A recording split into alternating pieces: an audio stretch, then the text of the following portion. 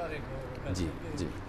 عموماً جنازہ اٹھایا جاتا ہے، کئی لوگ جو ہے نا وہ بلند آواز سے پڑھتے ہیں، کئی کہتے ہیں کہ نہیں پڑھنا چاہیے. ایک تو یہ چیز. دوسرا جنازہ جس وقت ہم پڑھتے ہیں اس ٹائم پر علماء جو ہیں کئی دعا مانگتے ہیں، کئی جو ہیں وہ کہتے ہیں نہیں مانگنی چاہیے. جس وقت میت کو دفنا کر مٹی اوپر ڈال دیتے ہیں اس ٹائم پر دعا مانگنی چاہیے. اس کے بارے میں آپ نے سوال کیا ہے، میں اس کا مختصر جواب یہ دیتا ہوں. ہمارے ہاں اکثر دیکھنے میں آیا ہے کہ جب نماز جنازہ اٹھتا ہے تو اس موقع پر کچھ لوگ بآواز بلند آواز لگاتے ہیں، کلمہ شہادت، اور باقی لوگ کلمہ شہادت پڑھتے ہیں، اور اسی طریقے سے دعا. یہ ہمارے ہاں پاکستان ہندوستان میں بہت چھوٹے چھوٹے مسائل کو خامخواہ الجھانے کا ذریعہ بنایا گیا ہے، اور لوگوں نے محض اپنی پہچان بنا کر اس کو ایک جھگڑے کا باعث بنا دیا. جبکہ اگر اس کا علمی جائزہ لیا جائے تو علمی جائزہ یہ ہے کہ رسول اللہ صلی اللہ علیہ وسلم نے ارشاد فرمایا، حدیث کے الفاظ یہ ہیں کہ لقنوا موتاکم لا الہ الا اللہ، اپنے مرنے والوں کو لا الہ کی تلقین کیا کرو. یہاں لقنوا کا معنی سمجھانا، بتانا، یاد کروانا، تلقین کرنا، یہ الفاظ ہیں حدیث کے. اب فقہاء نے اس کو سمجھنے میں دو رائے دی ہیں. پہلی رائے زیادہ وقی اور زیادہ بہتر لگتی ہے میں اپنی سمجھ کے مطابق، جو میں نے علماء کو پڑھا، وہ یہ ہے کہ جب بھی کوئی آدمی اپنی زندگی کے اس آخری مرحلے میں ہو، آدمی دیکھے کہ موت اور زندگی کشمکش میں ہے، بیماری کے اس بہت آخری درجے میں پہنچ چکا ہے، تو اس موقع پر آس پاس جو لوگ بیٹھے ہوئے ہوں انہیں یا سورہ یاسین پڑھنی چاہیے اور یا پھر لا الہ الا اللہ کا ورد کرنا چاہیے بآواز بلند، تاکہ وہ جو مریض آدمی ہے، موت اور زندگی کی کشمکش میں ہے، وہ اس کلمے کو پڑھ کر اپنی زبان سے اس کو دہرائے. تو یہاں لقینو کا معنی ہے سکھاؤ، یاد کراؤ، پڑھاؤ. تلقین عربی زبان میں سکھانے کو بھی کہا جاتا ہے، سکھانے کو بھی. اور موتاکم سے مراد یہ ہے کہ وہ لوگ جو زندگی کے آخری لمحات میں پہنچ چکے ہیں، اور اس میں کچھ لوگوں نے اس کا یہ معنی لیا کہ اس موقع پر سورہ یاسین یا کلمہ پڑھا جائے. کچھ لوگوں نے کہا کہ نہیں، اس کے بعد بھی اگر کسی کا انتقال بھی ہو جاتا ہے تو تب بھی کلمے کا ورد کرتے رہنا چاہیے، کیونکہ لفظ موتاکم کا لفظ استعمال کیا گیا ہے، اور موتاکم کا لفظی معنی جو ہے وہ ہے مردے، کہ جو وفات پا چکے ہیں ان کو. اور پھر یہ بھی ہے کہ جو وفات پا جانے والے لوگ ہیں، یہ ان کی روحیں تمہاری آوازوں کو سنتے ہیں. رسول اللہ صلی اللہ علیہ وسلم نے فرمایا کہ جب بھی کسی بندے کو قبر میں اتار دیا جاتا ہے تو وہ وہاں پر آنے والے لوگوں کے واپسی کے قدموں کی چاپ کو باقاعدہ سنتے ہیں. تو ایک صحابی نے پوچھا، اللہ کے رسول کیا واقعی مردے بھی سنتے ہیں؟ تو آپ نے فرمایا کہ وہ زندوں سے زیادہ سنتے ہیں، زندوں کے مقابلے میں زیادہ سنتے ہیں.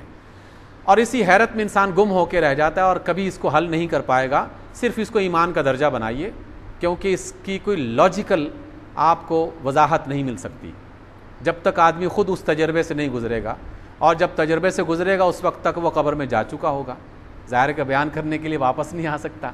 تو اس لیے ہمیں صرف اللہ کے رسول کا فرمان سننا ہے اور اس پر عمل کر. جب آدمی زندگی اور موت کی کشمکش میں ہو، اس میں تو بلا شک سورہ یاسین کی تلاوت کی جائے اور کلمہ لا الہ الا اللہ اس کو بآواز بلند پڑھا جائے، تاکہ اللہ کے رسول کے اس حکم پر عمل ہو جائے. اور اگر کوئی اس کے بعد پڑھتا ہے تو یہ کچھ لوگوں کا خیال ہے، اور کوئی شخص نہیں بھی پڑھتا تو تب بھی کوئی حرج نہیں ہے، اور پڑھتا ہے تو میں اس کو کوئی ایسا غلط کام نہیں سمجھتا کہ جس کو میں یہ کہوں کہ یہ کوئی گناہ کا یا کوئی ایسی بدعت جس کو ہم کہیں کہ یہ ضلالت ہے، گمراہی ہے،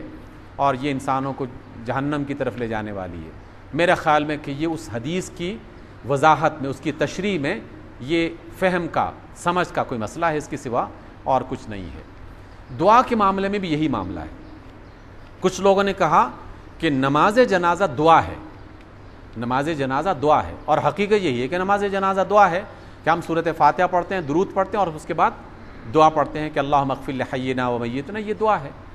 تو ان کا خیال یہ ہے کہ نماز جنازہ ایک دعا ہے، اور دعا جب آپ نے پڑھ لی نماز جنازہ کی صورت میں تو اس کے بعد پھر آپ کو مزید دعا پڑھنے کی ضرورت نہیں ہے. مزید دعا اس وقت پڑھیں گے جب آپ میت کو قبر میں اتار دیں، مٹی اس پر ڈال دیں، پھر اس کے بعد دعا کریں، قبر پہ جا کے، قبرستان میں جا کے، وہاں جا کے دعا کریں. جبکہ پاکستان ہندوستان کے علماء نے، پاکستان کے اور ہندوستان کے حنفی علماء، وہ یہ کہتے ہیں کہ یہ ایک نماز ہے، اور اسی وجہ سے ہم اس کو نماز جنازہ یا صلاۃ الجنازہ کہتے ہیں۔ لفظی بنیاد کو انہوں نے اختیار کیا اور کہا کہ یہ نماز ہے اور دعا اس کے بعد ہم الگ سے پڑھتے ہیں۔ اور مجھے اس بات پر اکثر حیرت ہوتی رہتی ہے اور میں اپنے دل میں سوچتا رہتا ہوں کہ اگر جو الجھنے والے مسائل ہیں، یعنی اختلافی مسائل، اگر تو ان کو حل کرنے کا ارادہ کر لیا جائے تو بآسانی حل ہو سکتے ہیں، ارادہ نہ کیا جائے تو آپ قرآن و حدیث نہیں کچھ بھی لے کے آ جائیں، حل نہیں ہوں گے۔ میں نے دیکھا ہے یہ کہ بعض اوقات حنفی علماء حدیث کے ظاہر پر غور کر کے، اس کے ظاہری لفظوں پر غور کر کے ایک فتویٰ دیتے ہیں، اور اس کے باطن میں چھپی ہوئی بات وہ نظر انداز کر دیتے ہیں۔ بعض اوقات اس کے برعکس جو غیر حنفی لوگ ہیں وہ ظاہر پر عمل کرتے ہیں اور وہ اس کے باطن کو چھوڑ دیتے ہیں۔ دونوں پر غور کرنے کا مطلب مجھے یہ پتہ چلا کہ ہر بندہ در حقیقت اپنی بات کو ثابت کرنے کے لیے کبھی ظاہر لے لیتا ہے، کبھی اس کا مفہوم لے لیتا ہے کہ اللہ کے رسول کا مقصد یہ تھا، ظاہری الفاظ یہ ہیں لیکن مقصد یہ تھا۔ تو جب جس کا بس چلتا ہے وہ اپنا بس چلانے کے لیے کوئی نہ کوئی سہارا تلاش کر لیتا ہے۔ تو اس وجہ سے میں اس میں کوئی بہت بڑی غلطی نہیں سمجھتا۔ آپ دعا کرنا چاہیں کر لیں، نہیں کرنا چاہتے ہیں تو نہ کریں، لیکن احادیث رسول سے کم از کم یہ ضرور ثابت ہوتا ہے کہ رسول اللہ صلی اللہ علیہ وسلم کے زمانے میں نماز جنازہ کے بعد اللہ کے رسول نے ہاتھ اٹھا کر اسی مقام پر دعا نہیں کی، قبرستان میں جا کر قبر پہ دفن کرنے کے بعد پھر دعا کی ہے، اس بات کا اہتمام کیا گیا ہے۔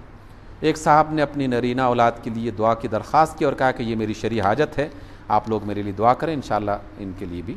دعا کریں گے۔ جہاں تک یہ